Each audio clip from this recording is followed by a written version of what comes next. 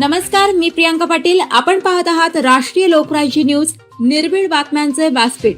आज आपण दिवसभरामध्ये घडणाऱ्या घडामोडींवर नजर टाकूया. खादगाव टाकळी येथे अवैधरित्या गावठी हातभट्टी तयार करणाऱ्या ठिकाणी पोलिसांचा छापा. सुमारे 65,000 रुपये किमतीचा मुद्देमाल जप्त करून भट्टी उद्ध्वस्त. MIDC पोलीस स्टेशनची कामगिरी.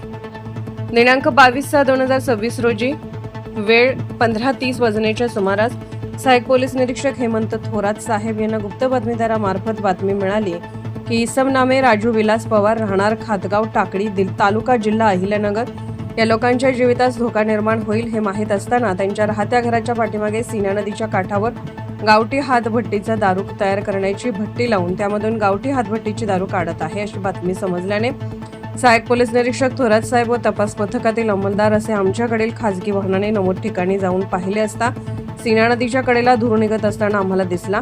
नमूद बातमीची खात्री होताच आम्ही पोलीस स्टाफने 16:15 वाजता नमूद ठिकाणी छापा टाकला.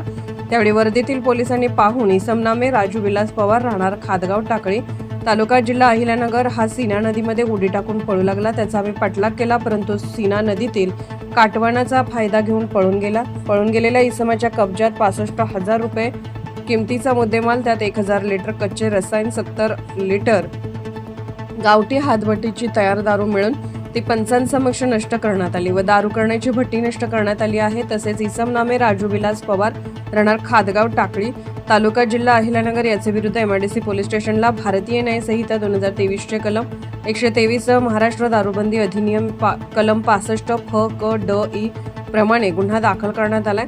सदरची कामगिरी माननीय श्री मुमक्का सुदर्शन सो, पोलीस अधीक्षक अहिल्यानगर यांच्या मार्गदर्शनाखाली सहाय्यक पोलीस निरीक्षक हेमंत थोरात, प्रभारी अधिकारी MIDC पोलीस स्टेशन, सहाय्यक फौजदार Rakesh Khedkar, police head constable Raju Mudrik, police head constable Shailesh Rohakle, police head constable Devidas Khedkar, police constable Kishor Jadhav, police constable Deepak Phunde, police constable Dahiphale यांच्या पथकाने केली आहे. अहिल्यानगर प्रतिनिधी सागर सप्पन.